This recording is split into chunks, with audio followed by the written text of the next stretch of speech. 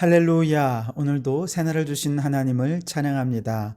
오늘도 말씀을 나누는 이 시간 성령님께서 우리와 함께 해주셔서 말씀이 이해되고 깨달아지고 믿어지는 성령 충만의 역사가 있기를 주님의 이름으로 축원합니다. 오늘 우리에게 주시는 하나님 말씀은 사사기 16장인데요. 1절로 3절까지만 봉독해 드립니다. 하나님의 말씀을 경청하시기 바랍니다.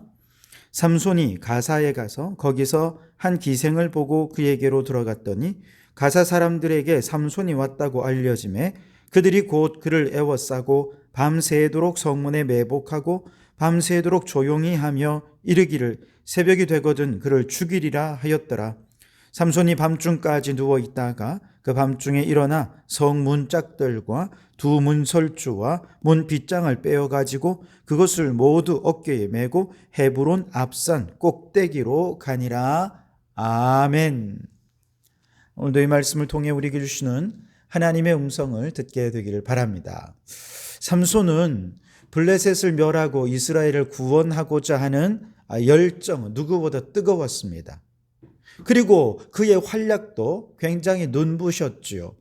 그는 1000명이 넘는 블레셋 사람들을 혼자 나귀 턱뼈를 가지고 죽이는 빛나는 성과를 거두기도 했습니다만, 그러나 그 방법이 지극히 감정적이었고 지극히 자기중심적이었고 지극히 세속적인 방법이었기 때문에 그의 활약에도 불구하고 이스라엘을 구원해내지는 못했습니다. 오히려 자신과 결혼까지 했던 블레셋 여인이 장인과 함께 불에 타 죽는 끔찍한 일을 겪어야 했고요.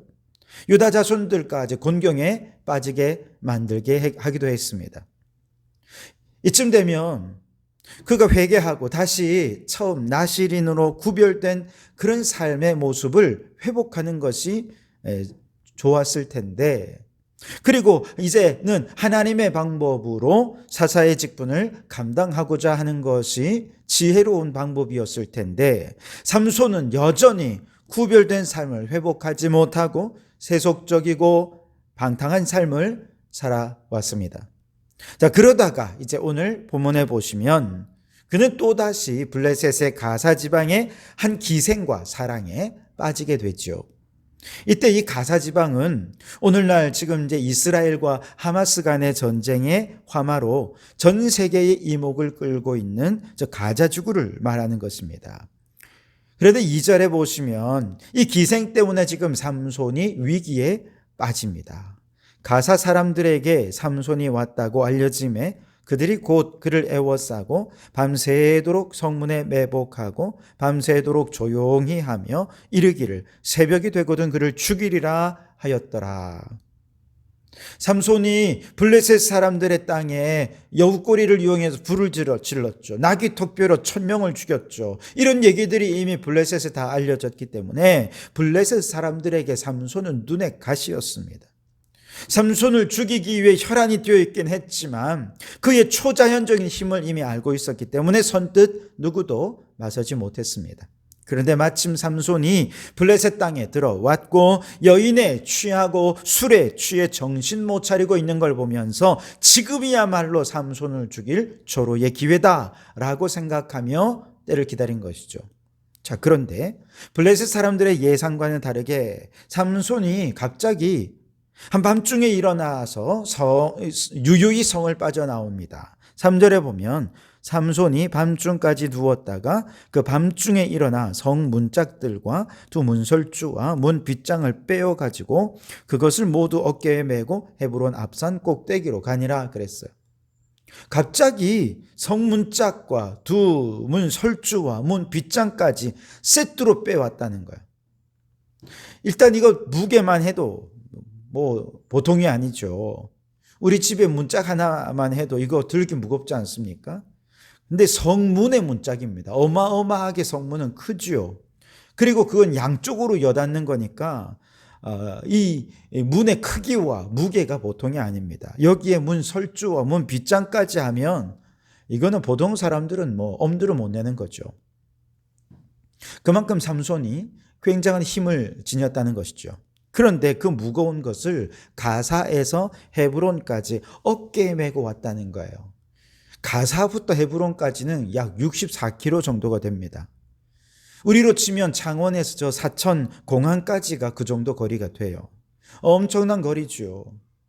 그 먼 거리를 어깨에다가 그 무거운 성문 또 들보를 다 들고 아무 일 아니라는 듯이 태연하게 밤중에 그 길을 걸어가는 거예요. 그 길에 평지만 있었겠습니까? 산길도 있었을 것이고 강도 건너야 하지 않았겠습니까? 그런데 왜 하필 삼손은 성문을 떼왔을까? 성문은 고대에는 성읍 내부는 그 지도자의 통치권을 의미하는 거거든요. 그런데 그 성문을 떼서 헤브론에 가지고 왔다? 이것은 무엇을 의미하는 것입니까? 지금 가사 지방의 통치권이 헤브론, 즉 유다 지파 아래로 굴복하여 들어왔다라고 하는 것을 의미하는 것이죠. 굉장히 상징적인 퍼포먼스를 한 것입니다. 삼손은 자신을 위협하는 자들의 계획을 알았어요. 그리고 이 문짝 퍼포먼스를 보여주면서 저들의 길을 완전히 꺾어버린 것이죠. 그런데 여러분, 영적으로 보면 이 세상은 한때 인간의 죄로 인해 공중권세 잡은 자의 통치 아래 굴복되어 말았습니다. 이 세상의 모든 통치자들과 권세들과 이 어둠의 세상 주관자들이 모두 마귀의 통치 아래 굴복하고 말았던 것이죠. 그러나 예수 그리스도께서 십자가 위에서 마귀 권세를 물리치고 부활 승리하시면서 마귀에게 속하여 있던 이 세상 권세와 통치권을 다시 회복하셔서 하나님 나라에 온전히 귀속되게 해 주신 줄 믿습니다. 마치 삼손이 성의 문짝과 문설주와 문빗장을 어깨에 메고 헤브론 앞 산 꼭대기까지 가지고 온 것처럼 예수님께서는 십자가 위에서 마귀의 모든 통치권과 권세를 하나님 앞에 가지고 나와서 그 앞에 굴복시켜 버린 것입니다. 빌립보서 2장 10절에 하늘에 있는 자들과 땅에 있는 자들과 땅 아래에 있는 자들로 모든 무릎을 예수의 이름에 꿇게 하시고 아멘. 여러분, 이것이 십자가 위에서 일어난 사건의 결론이라는 것이죠. 여러분이 정말로 예수님께서 마귀의 모든 권세를 그 발 아래 굴복시키셨다는 사실을 믿으신다면 결코 마귀를 두려워하지 마시기 바랍니다. 이미 예수님은 승리하셨어요. 그렇다면 예수님을 믿는 우리들도 이미 승리자인 줄 믿으시기 바랍니다. 마귀가 아무리 우리를 위협하고 겁을 주고 두려움에 빠지게 만든다 하더라도 결코 하나님의 자녀들을 해할 수 없다는 사실을 믿고 확신하시기 바랍니다. 그러니 여러분 담대하십시오. 예수님의 이름으로 모든 두려움을 물리치고 믿음으로 예수님의 승리를 나의 승리로 확신하는 우리 모든 성도들이 되시기를 주님의 이름으로 축원합니다. 자, 가사를 빠져나온 삼손은 또다시 블레셋으로 들어가서 블레셋의 여인과 사랑에 빠집니다. 벌써 세 번째죠.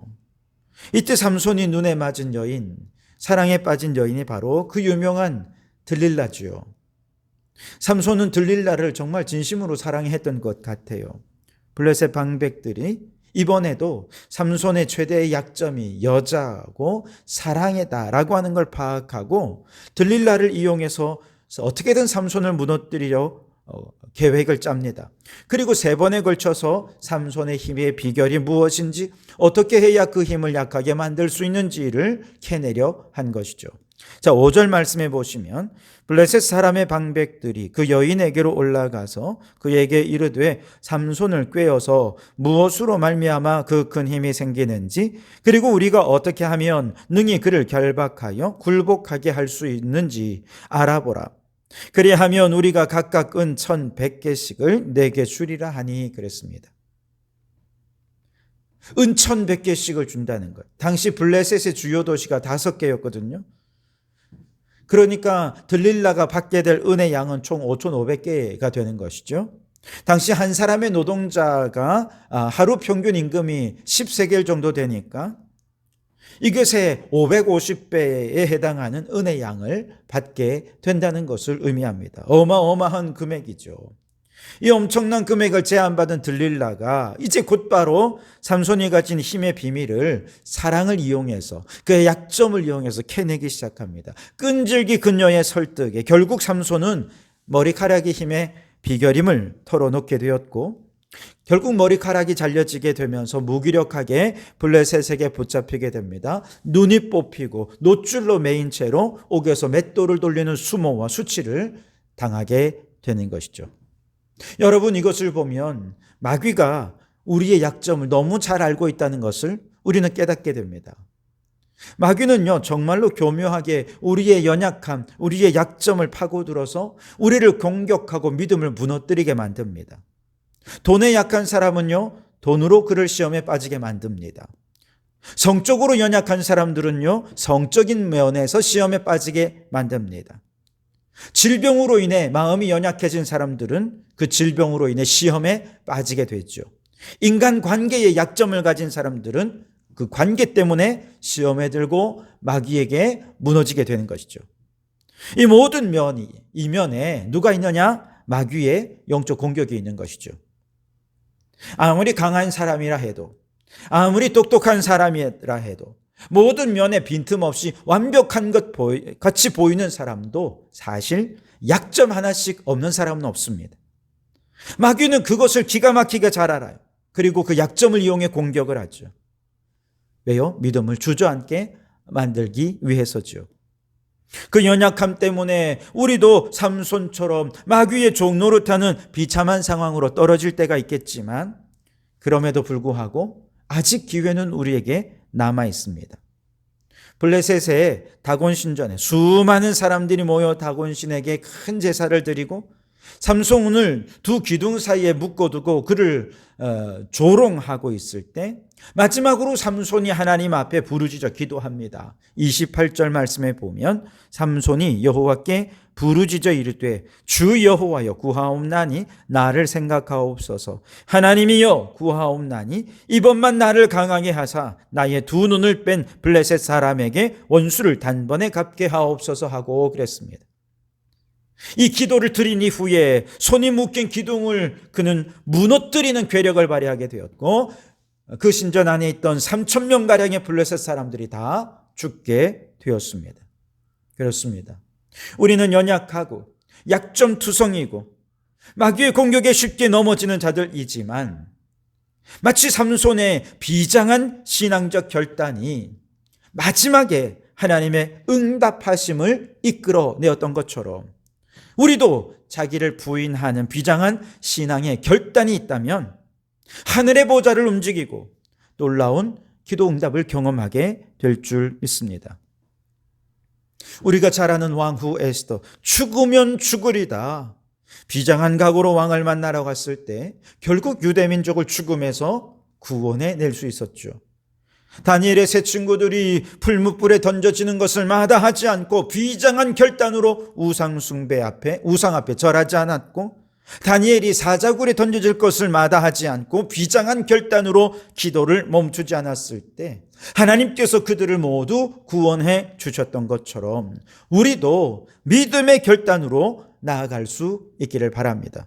비록 우리의 현실에서는 우리의 결심을 비웃듯이 마귀가 우리의 약점을 가지고 계속해서 넘어뜨리려 하지만, 그러나 그러면 그럴수록 우리는 더 비장한 믿음의 각오로 그렇게 마귀를 대적한다면, 하나님 앞에 기도하며 나아간다면 하늘 보좌를 움직여 놀라운 기도의 응답과 마귀에 대한 승리를 경험하게 해 주실 줄 믿습니다. 그러므로 여러분, 수많은 약점이 있어도 예수의 능력 의지하십시오. 믿음의 결단으로 기도하며 나아가십시오. 하나님께서 반드시 승리 주실 줄 믿습니다. 여러분의 승리가 간증의 제목이 되어서 여러분 모두가 간증의 주인공이 되는 성도들이 되시기를 주님의 이름으로 축원합니다. 기도하겠습니다. 주님, 예수님의 십자가 아래의 마귀는 이미 굴복한 줄 믿습니다. 마귀를 두려워하지 않게 도와주시옵소서. 마귀는 우리의 약점을 파고들어 무너뜨리려 합니다. 그렇기에 우리에게는 더욱 흔들림 없는 비장한 믿음의 결단이 필요합니다. 주여, 더 이상 마귀에게 당하지 말고 비장한 결단으로 예수님의 능력 의지하여 하나님의 승리를 경험케 해 주시옵소서. 약점을 극복하니 믿음의 승리로 간증의 주인공이 되게 해 주시옵소서. 예수님 이름으로 기도하옵나이다. 아멘.